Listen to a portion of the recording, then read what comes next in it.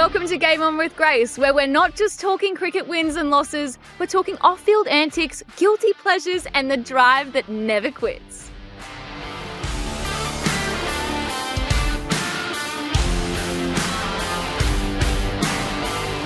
Hi everyone, I'm Grace Hayden, and today's guest is one of the brightest young batting talents in American cricket, an opening batter who's already delivered defining moments on the international stage and continues to be a key part of the next generation pushing USA cricket forward. Joining us is Saiteja Mukkamalla. Game on. Hey Sai, how's it going? Welcome to Game On with Grace. I'm so excited to have you on the podcast.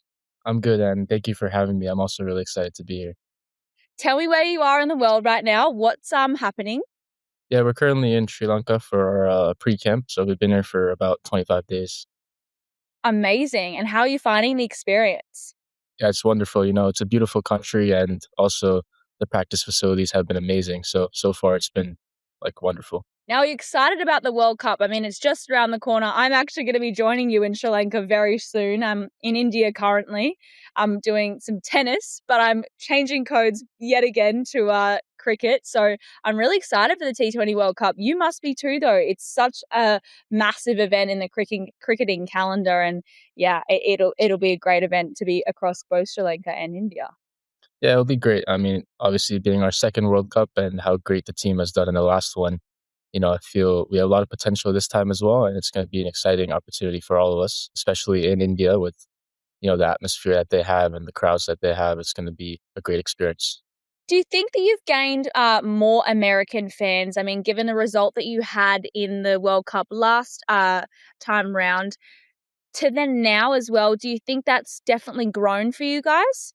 Yeah, I think it put USA cricket on the map. Before the World Cup, I don't think many people were aware that USA had a cricket team. But after beating some of the best teams in the world, I feel that it just showed to the fans that there is a team here and that it can compete. And I think it just got more kids and more people involved in the game. Have you got a story where someone really unexpected was a cricket supporter or I guess interaction when they went, oh my goodness, I've seen you on the TV playing cricket, and it was just an unexpected story, something unique for us? Yeah, I think in college, one of my professors actually knew I played cricket, and that was a good experience. I think, especially being in America, you don't expect anyone to really know who you are or know what cricket is, but then somehow one of my professors just knew that I played for US, and it was just kind of funny. Oh, I love that. That's so great. Was he a fan of cricket himself? Yeah, he's also a fan. Oh, nice. It's now time for a quick break. Stick around. We'll be right back with Human Behind the Hype.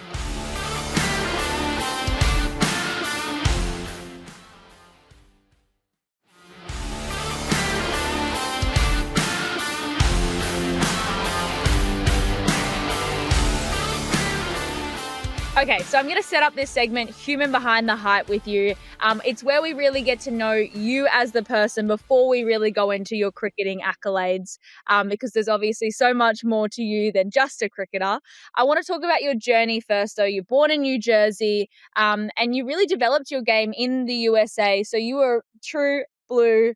Well, you don't really say true blue. American, but you were a through and through American, and you grew up in that cricketing system. How was that for you? Yeah, it was tough when I started in 2011. I started when I was 7 years old, and back then there was no infrastructure or anything really to work with. It was just a bunch of kids, just forming groups and playing together, and it was mostly recreational. Back then I never really thought that I would get this far, and obviously as the time went by until 2020 is when USA cricket really, popped off, and it kind of spread. And that's when I thought, okay, I actually have a chance here. But before that, I was mostly just traveling to other countries, trying to get exposed to their systems because US didn't really have one at the time. Tell me the moment that made you pick up a cricket bat for the first time or get inspired by cricket. I think I always loved sports from a young age. And then, my parents also loved cricket. And when they put the 2011 World Cup final on, I just got really hooked onto the game. And from there, it just all started. Yeah, wow. So amazing. Have you got siblings as well?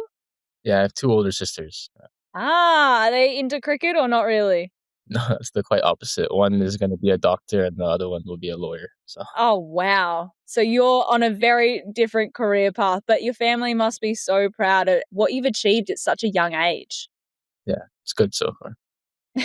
Great. Great to hear it. Tell me about other sports that you really enjoyed or you grew up in. I mean, you're based in America, they have their particular sports that they're super passionate about and in the schooling systems as well. But what other sports were you into other than cricket? Yeah, America, as we all know, is very big on sports. It's a very big passion there. As I was growing up, I used to play a lot of different sports, soccer. I used to do cross country, which is running. I'm not sure how many people would know, but I used to run long distances, and then I played like recreationally. I play a lot of other sports, tennis, basketball, anything that's there. Yeah, right. So you were very multifaceted. That's great. What point was the shift where you went, okay, I don't just love playing cricket. Now I actually want to take this on and potentially have an opportunity to make this a career path for myself? Yeah, I think from an early age, obviously, as I said before, I wasn't really sure how far cricket would take me. But in 2014, I went to England for a U13 or U14 youth tournament, just to get exposed to how cricket is in, a proper cricketing country. And, I did well there and I felt like, okay, maybe I have a chance to compete. And then as I grew older, I think I just kept going with it, kept sticking to, the hard work and the process. And eventually I realized that after getting picked for the US team that, now I have the platform to show what I've got. Is there any role model in your life that you really think has helped you get to the point that you are in now?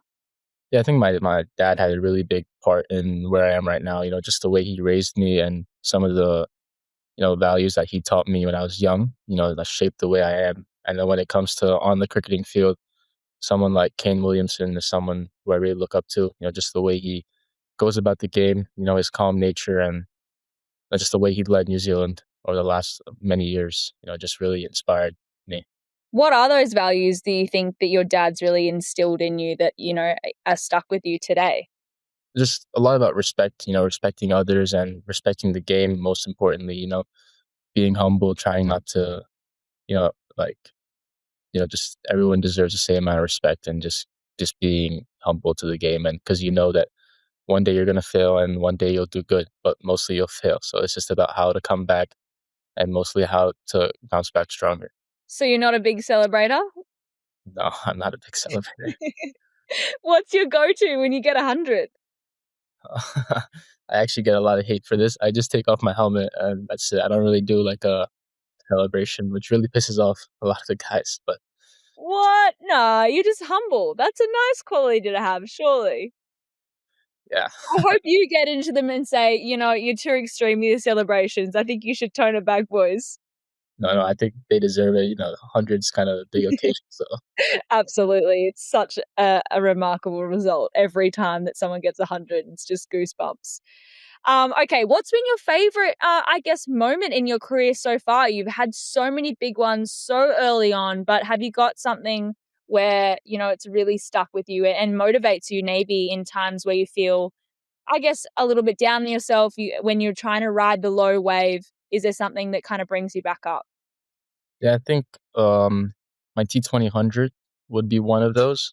I think just especially 2 years ago, a lot of people would say I wasn't really a T20 player, and then how I like worked on my game over the last 2 years to try to develop on those certain aspects in the T20 game, and also batting with players like Faf and Devon Conway at the MLC was really eye opening. Just watching them at the other end, it was just an incredible experience, and just learning from them, and feeling that it's just a feeling that you can't explain. Just watching them bat and being able to talk with them in person at the crease. All right, it's time for a word from our sponsors. We'll be right back in just a sec for our sports roundtable.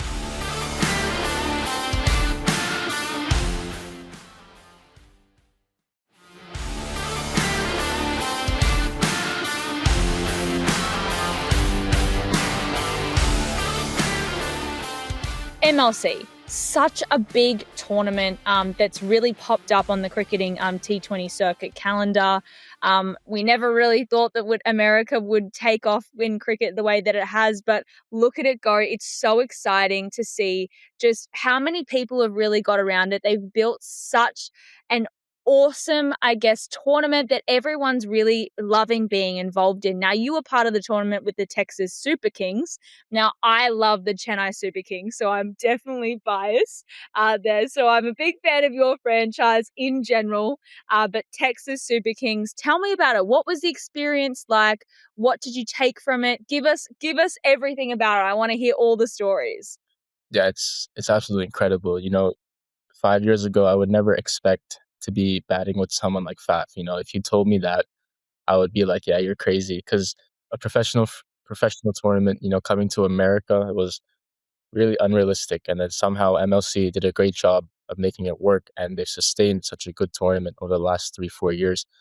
All the guys are very excited for that time of the year because they know that that's one of the best competitive tournaments in the world, and you get to play and learn from some of the greats in the world right now. And I think just everyone talks about the locker room experiences and everything, especially the coaches and what they share, and just the experiences that we get. It was just incredible, and just we get to see how professional franchises run, and that was just amazing. Have you got a favorite moment from in the locker room that you can share with us? Not much from in the locker room. I think it's mostly on the field, which just being in that huddle, and when you hear Faf speak, he's such a great leader. And as well in the locker room, is the way he speaks, it just gets the team rallied about like one cause. And I feel just the way his captaincy skills are just incredible. And then you see someone like that, someone who's almost twice my age, and the way he's going about the game, his fitness standards and everything, and it's just really motivating to me. What was the moment like where you walked on the field for MLC tournament for the first time, either playing against some of the world's greatest T20 players? You also have some of the world's best T20 players in your side too.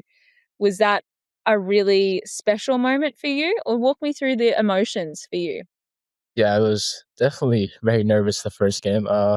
Especially when you see those guys on TV growing up. I used to watch them when I was, 8, 9 years old, and then suddenly I'm playing with them. It's just, it was great. And then, first game I was very nervous, but then, after a couple of games, it was just incredible playing in front of a crowd, especially the Texas home crowd, and the whistles. It's just nice. And then when you have someone like Faf scoring hundreds on the other side, and you're just batting, and it was just great.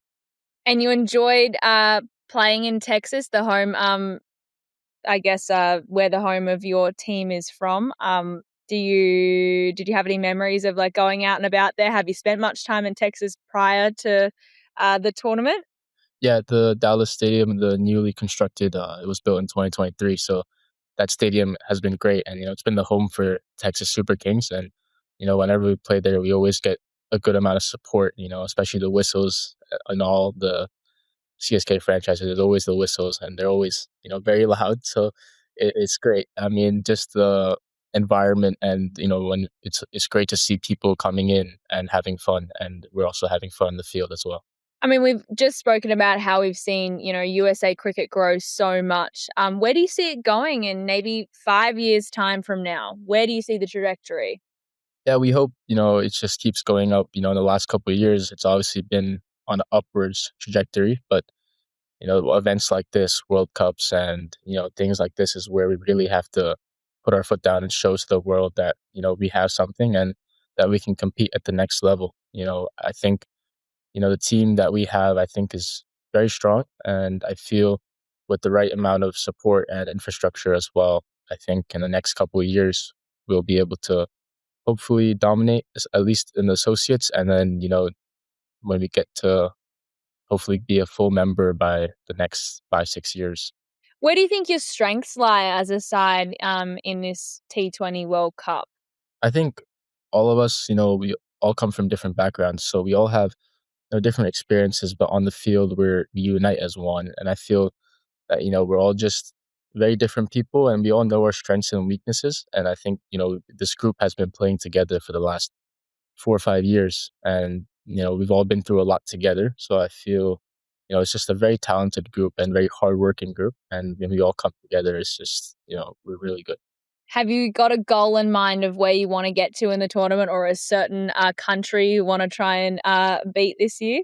I think, just we just want to make it, far in the tournament. Last time we got to the Super Eights, so hopefully that's our first goal. Getting into the Super Eights and doing the best against every team that we play against. We know that we have two of the strongest oppositions first up. We just have to do our best and put our foot forward. So how many games are you playing in Sri Lanka, and how many games are you playing in India? In Sri Lanka, we have 4 warm-up games against the Sri Lanka A or emerging sides, and then a couple practice games in India before the World Cup starts. Yeah. Are you nervous? Yeah, it's definitely nervous, but hopefully that'll settle by the time we get there. Definitely. You'll be absolutely fine. Is there any cultural activities that you're excited to do? I mean, Sri Lanka is such an amazing country, so is India. Is there anything outside of cricket that you can give us that you are really looking forward to doing? Yeah, there's a lot of nice temples here, actually. The Buddhist culture, and also as a team, we're planning to go to Dambulla for safari. So I think, Oh, beautiful. That'll be amazing. yeah, so we'll get to see some of the wildlife here. Are you guys in Colombo or Kandy, or where are you We're situated? in Colombo right now. Yeah, nice. So how far is it to the safari from where you're staying? Is it a long? It's just 2.5, 3-hour drive. So we'll Yeah. stay there a couple nights and then come back. Oh, that'll be unbelievable. Have you done anything like that before? I've done safaris in Africa, in Zimbabwe and Namibia. This one will be different. What's the food like? Are you loving it? Yeah, we haven't really explored much of the local food, but it's definitely very unique and something new to us. But it's been good so far. The people here are amazing. Very lovely, and it's been great so far. Is it nice to play a few practice matches before everything kicks off for the T20 World Cup in Sri Lanka, in India, so you're kind of used to the conditions a little bit? Yeah, it's actually been a while since, as a team, we've played a T20. I think it's been about a year now. So I think just getting together as a team right before the tournament starts and just playing together on the field, getting a couple practice games, I think 4 or 5 before kicking off into the tournament would be good for us as a team. Yeah, how's the adjustment been? I mean, 1 year not playing together in a T20 format. Has it gelled nicely, or has there been a few hiccups? No, it's good. It's good so far. Obviously it'll take time to get back into the environment, but all the guys are pretty quick to do that, and we're all very team oriented. So I think team comes first for all of us. So we all just got back in quickly and got back into our work. How difficult is it to switch between formats? I mean, your game style is completely different. Yeah, I think in US we only play white ball cricket, so it's just T20 and 50 over. So it isn't too much of a difference from playing days cricket, but I think yeah, T20 and 50 over, we're used to it from childhood. We play a lot of T20 cricket, so I think this is the format that we're probably more accustomed to. And then the ODIs, we play only 12 a year.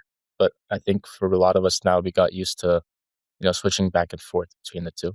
Now, another exciting event that's coming up for cricket in general is the Olympics, being in LA. So that's awesome. The fact that cricket is starting in the Olympics for the first time, but it's in your home country too. How are you feeling about that? Yeah, it's going to be great. Olympics is, I think it's like the best occasion in the world for sports. And, it's a dream for a lot of the guys. We didn't think that cricket would be in the Olympics for a while, but, after it came, a lot of the guys were motivated to keep going and try to get to that goal. And I think as a team, we want to be in the right space before we head to the 2028 Olympics. And I feel events like this World Cup will help us get us there. Absolutely. Have you got a cricketing hero growing up? Growing up, I used to have a lot. I used to like Sangakkara, and then I just said Williamson before. But obviously, Williamson was a childhood favorite growing up and still is. Yeah. What is it that you loved about him? It's just the way he plays. I think a lot of people would say that just the way he switches between formats as well. Just I watched him play in the 2018 IPL with Sunrisers, and the way he played that season. Just no one thought of him as a big hitter, but the way he was able to get boundaries and just the way he batted in those games was just something for me as a player that I learned a lot from. Have you met him before? No, I have not met him. Oh, well, fingers crossed you get to. Would you get a selfie or would you be a bit shy? I'll probably just talk to him about, a couple of help points. Oh, absolutely. I mean, it's such a great resource, I guess, when you guys get to play with so many amazing superstars that you do actually act as a sponge. You know what I mean? Um, it's such a, I guess, privilege. Yeah, it's, especially when you have someone who's played like almost 300 games for their respective countries and grew up in a cricketing country, just learning from them, there's probably nothing more that you can get from the game.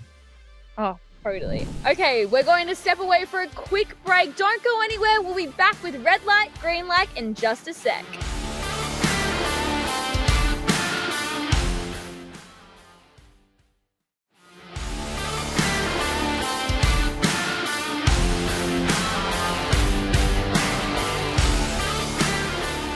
Okay, let's have a bit of fun. We got through the serious chat. Are you ready for a game? Yeah. Great. So this is called red light, green light. So if you agree with me, you say green light. If you don't agree with me, you say red light. Okay. You got it? Got it. Yeah. Okay, perfect. Wearing sunglasses while playing sports. Red light. What? Really? Either like Oakley's or like sunglasses.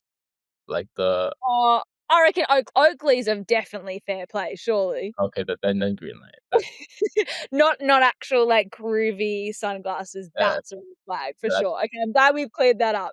Oakley's only, size same, but no other sunglasses allowed.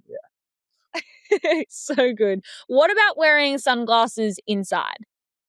No, that's a red light. We got a couple of guys on our team that do that. I just look at them like, yeah, that's not it. Nah, no way. It's giving, I don't know, diva energy. Okay, watching franchise cricket over national cricket. That's a red light. I always prefer international games, just because of the competitiveness. Yeah, definitely. I agree. Keeping red receipts on. Oh, it's a red light. I, I agree. I don't want to be exposed like that. no, yeah, I don't like it. I don't like when people see when I write the message. I just too busy. What? So you're a big leave people on red guy? No, I always respond to whoever it is, but then I take my time. Okay, good. All right, watching just highlights instead of full matches. No, red light. Always watch the full match. You get to hear the commentary as well, which is great. Openers playing conservatively. Which format are we talking about? Eddie, Anything. let's say T20. Right, and that's a red light. Naturally, openers are more aggressive nowadays. Yeah. So if they're playing conservatively, surely red light it. Yeah. Okay. Side hustles. Has it? Any examples? I mean, I don't know. You might have a side business, not side hustle in that way. Don't worry. No, not in that way. In like business, in I don't know, other things going on outside of your main job. I guess green light because a lot of our guys have jobs on the side to help support them. So I guess it would green light. Green light, right? Showing emotion on the field. Green light. Yeah, I think. Oh, so you agree with bat throwing? If someone's upset, just I don't know about that, but maybe celebrating. I'm okay with like okay. sledging. I think sledging is good for the Oh, totally. I wish that they got rid of the stump mics because that's what's killed a lot of the sledging. Everyone's paranoid that their sledging's going to be aired out. Right, so you're agreeing with showing emotion on field in a positive way and in when they're giving each other banter, but not in a negative way, not in a carry on bat throw rage capacity. yeah, Okay. not in the bad. Oh, okay. All right. Skipping social events for training. Green light. And I don't think I've been to a social event in a while. It's always training. Dedication mode. Well, you're about to play a T20 World Cup. Yeah. Valuing experience over athleticism. I think green light experience. I think beats it all right now, just because of how much you would have learned from the game. Yeah, totally. Just one more quick break. We'll be right back to wrap up the show.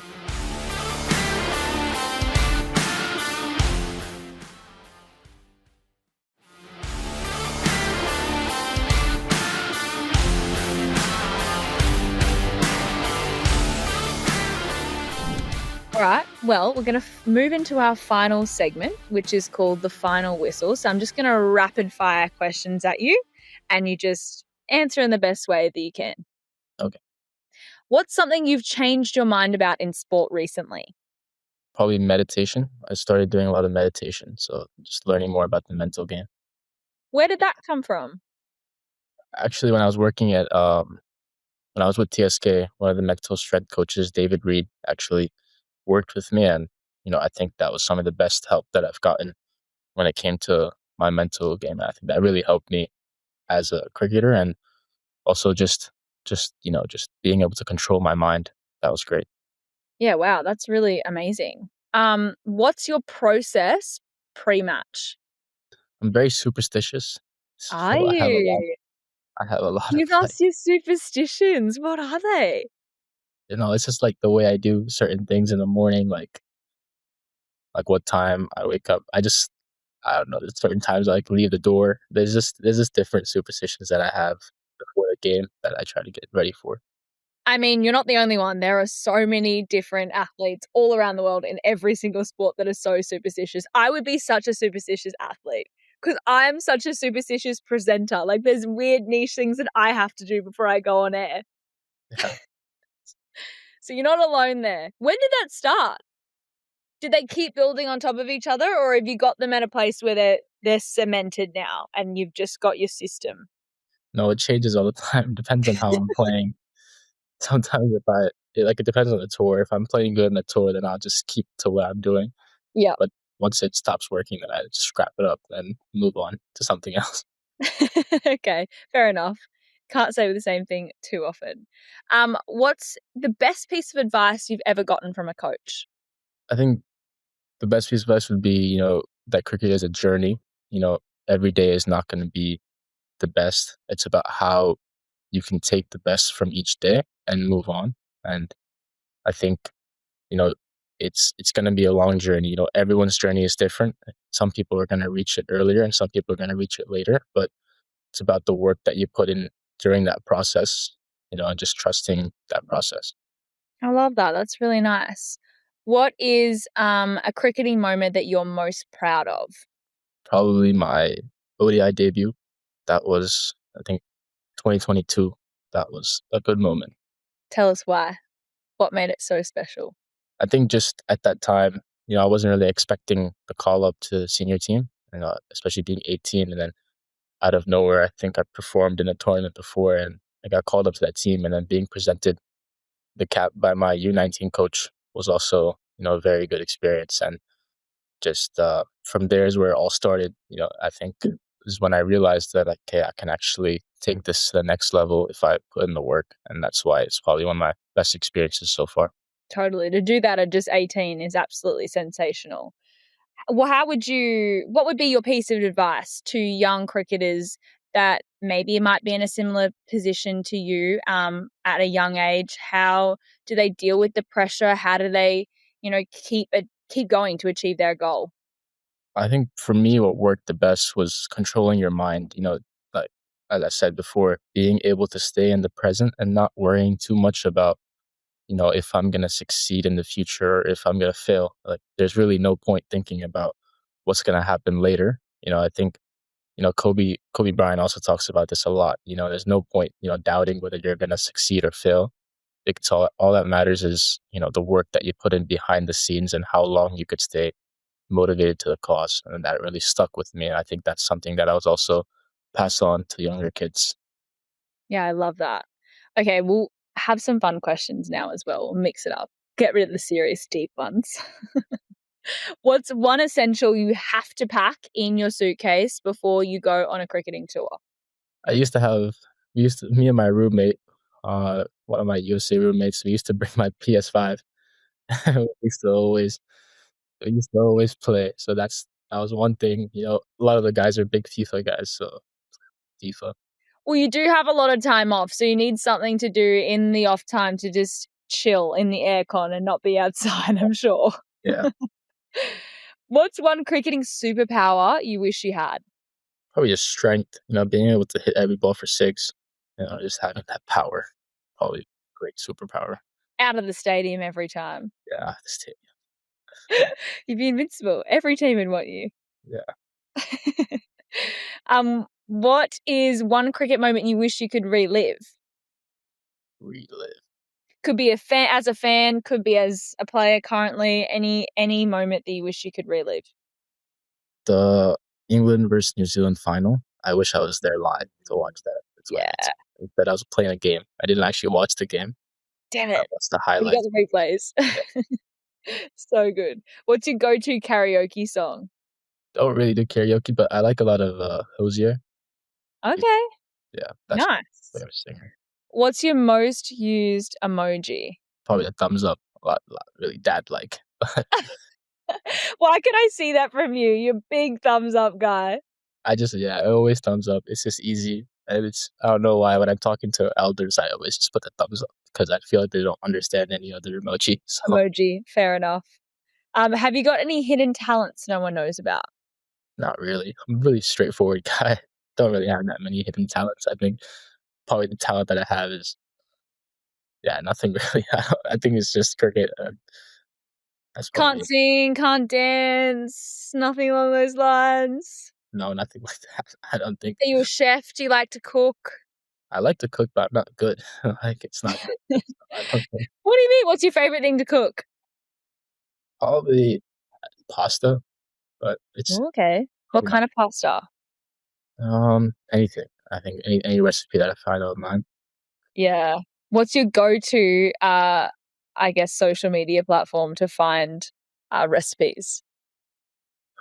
Instagram. I think I don't use TikTok. Hey, Yeah. stop. See, I'm a big TikTok recipe girl. Don't use TikTok. No way. They only have time for one. Can't have both. Oh, fair enough. Fair enough. Okay, I'm going to leave you with one more question. If you could swap lives with any athlete from any sport all around the world, who would it be and why? I'll probably say Federer. I really like tennis, and he had an incredible past. Just the matches that he won and the titles that he won. It would definitely be someone like Federer. Did you see the send-off that he had at the Australian Open just before the main draw kicked off?